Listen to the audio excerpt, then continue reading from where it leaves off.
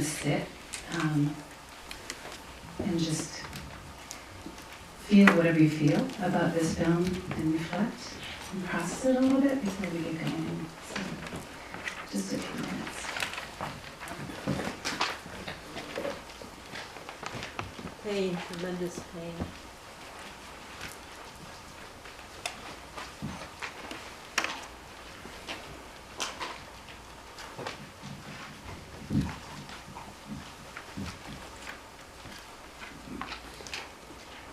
So before we get started with the official panel, I just want to kind of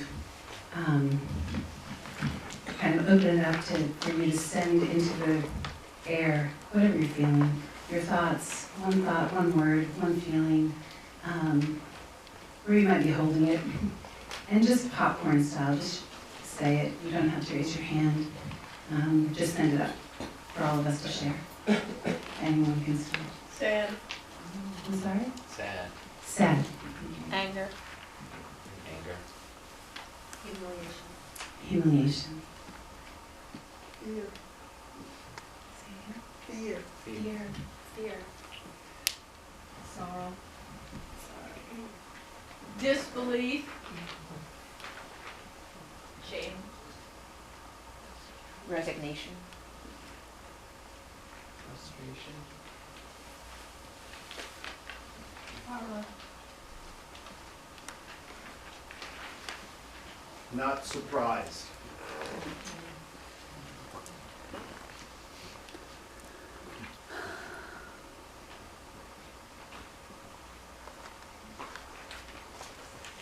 Ready to do something.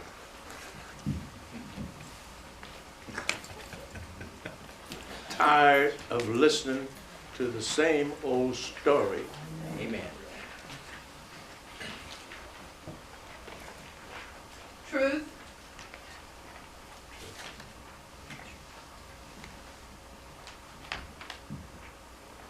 Do we ever get the truth? Do we ever get the power?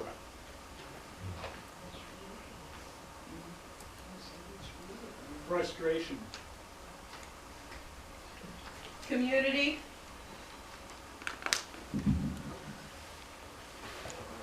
A clear understanding of white supremacy. I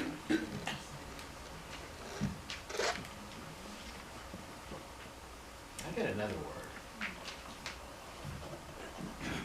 Hope.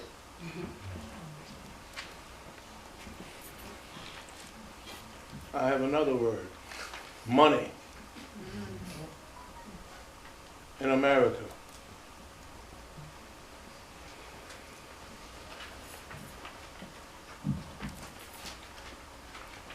Thank you.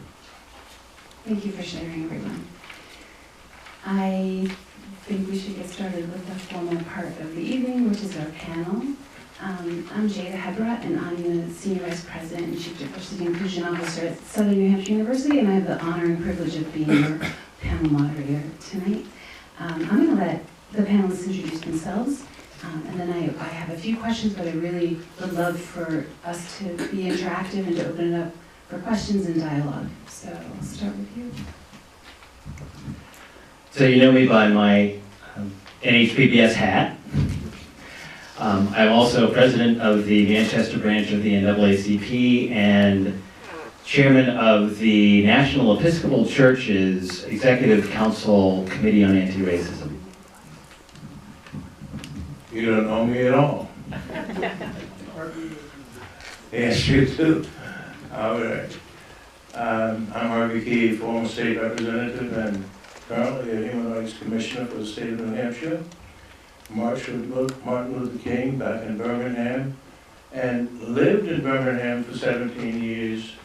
And while the white policemen were looking for us to beat us or do whatever they chose, we laid on the ground so they couldn't see us when the cars would come in. And when they passed us, we got up and did whatever we chose to do. That's who I am. I'm Shoop, and I'm from the Black Heritage Trail of New Hampshire. I'm also Seacoast NAACP Youth Council Advisor, and I'm also on the New England Yearly Meetings Racial, Social, and Economic Justice Committee.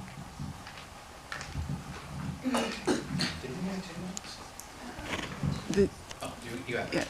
It's for audience questions. Yeah. I also should disclose that Harvey's my father.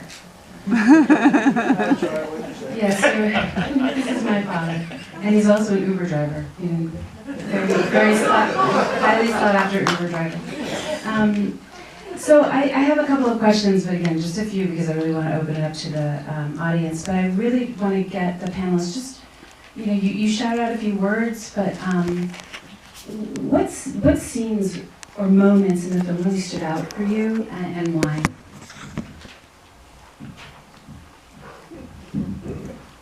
I'll tell you, all of it stood out for me as I have experienced what you just saw. I lived in Birmingham for 17 years. I've seen not the actual lynching, but I've seen the results of lynching. And what struck me in this showing, as back then, 70 years ago or more, there was a silence of the moderate mental. People did not speak up because they were afraid, getting beaten or shot or whatever the white folks chose to do to them. So they just peeked around the corners, they were quiet. And the white folks control. They own everything. They own everything in the city of Birmingham.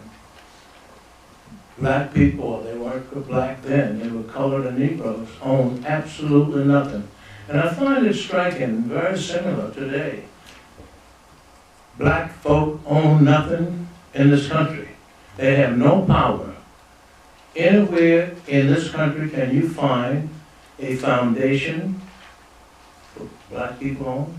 Any insurance companies, any mortgage companies that black people own? They own houses and cars, they're big spenders, but they own no mortgage companies.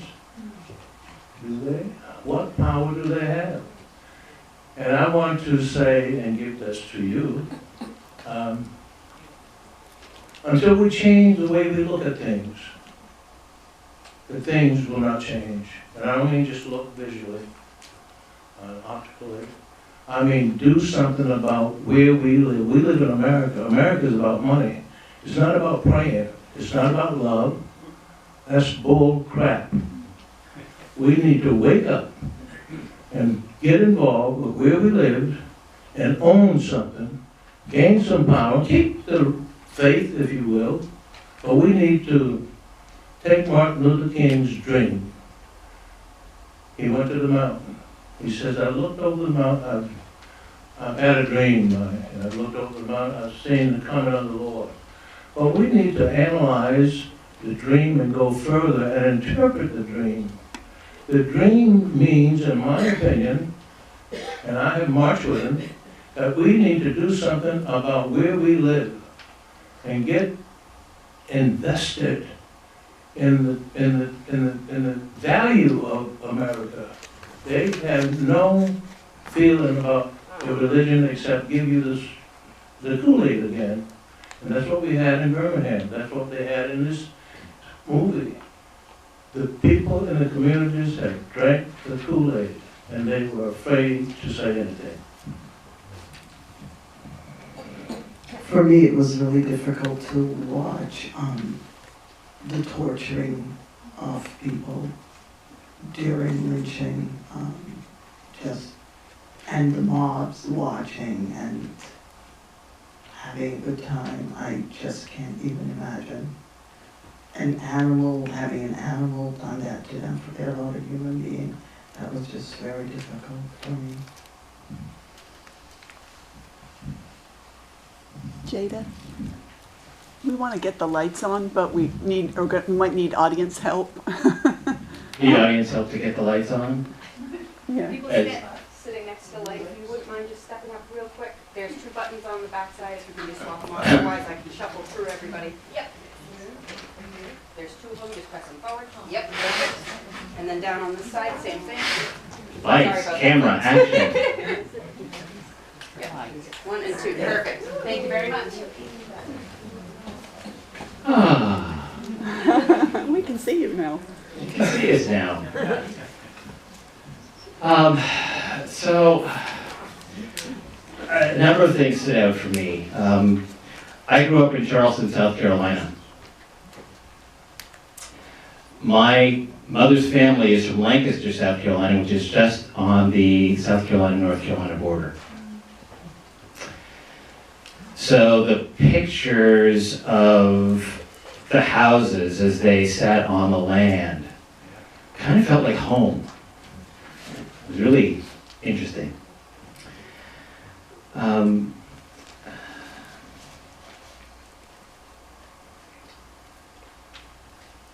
The feeling of, and Brian Stevenson said this, always being threatened. Growing up, I had that feeling.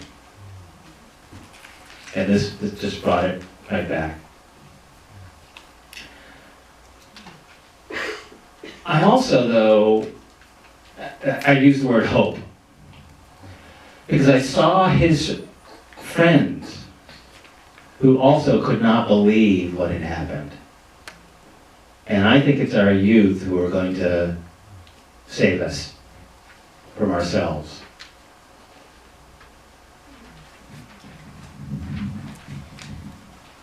I kind of want to, when I watched this film, so now it's the second time I've seen it, sometimes I wonder how to make it relatable to New Hampshire. And so this is a truth. We talk about truth and reconciliation. We've seen a truth, and I wonder what truths are evident in New Hampshire related to racism, racial violence that you experienced or that you know of, and what's the truth? What's the New Hampshire truth?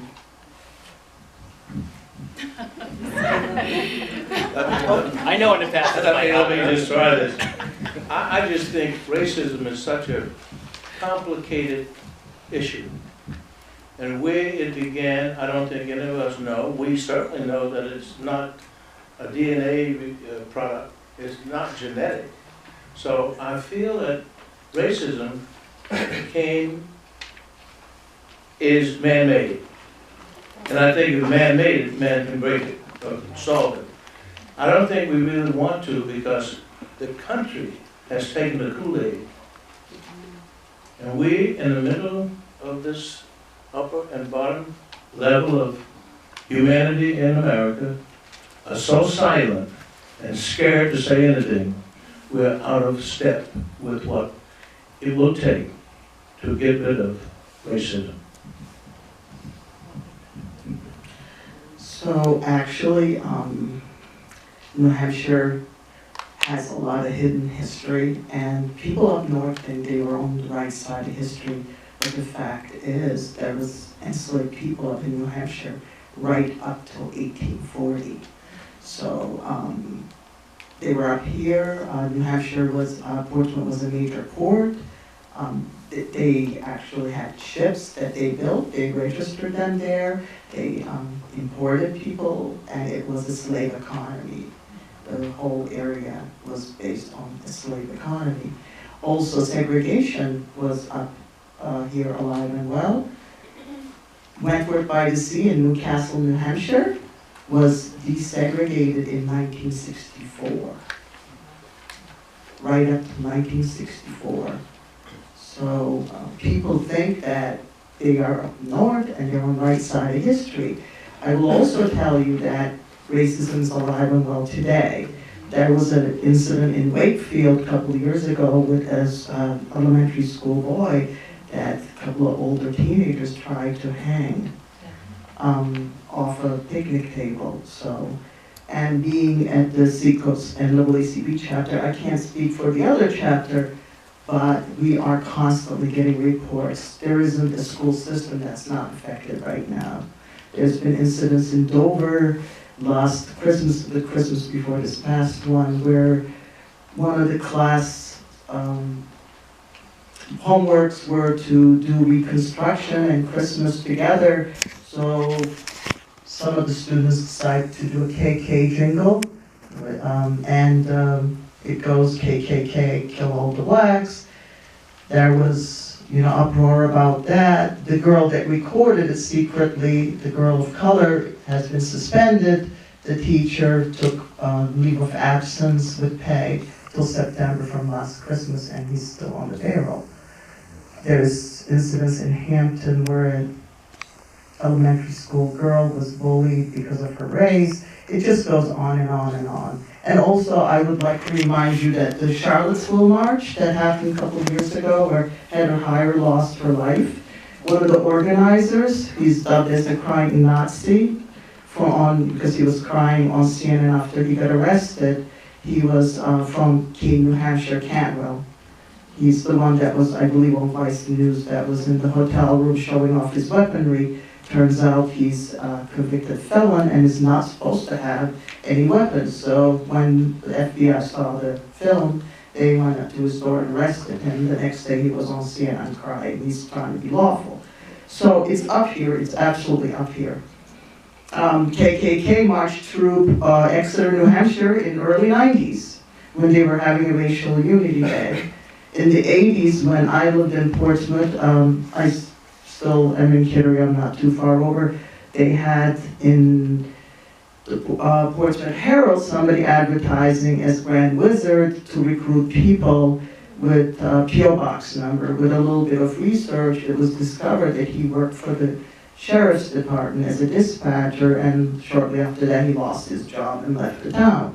But again, these are not that long ago. But Cantwell's recent, and a lot of these incidents are recent as well. So I totally agree that racism is alive and well in New Hampshire. It will continue to be alive and well in New Hampshire and in this United States until we decide to do something. To guarantee you this, when we leave here tonight, nobody will have a follow-up meeting about what to do.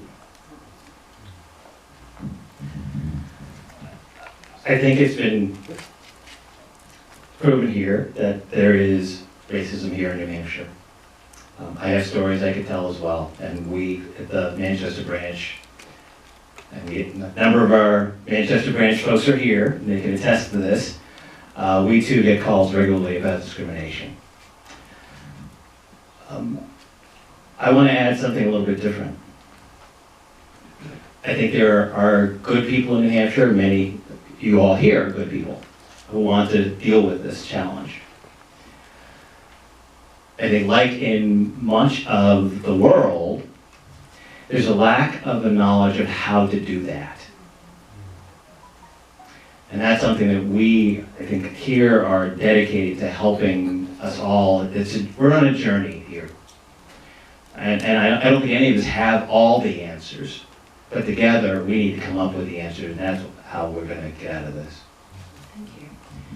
I want to open it up to the audience, but one thing I'm thinking is, Ed, I would love your thoughts too about the reenactments. I mean, that seems to be an attempt at bringing history to life, and I'm not sure if they had dialogues or anything after that, but interested to hear what people thought about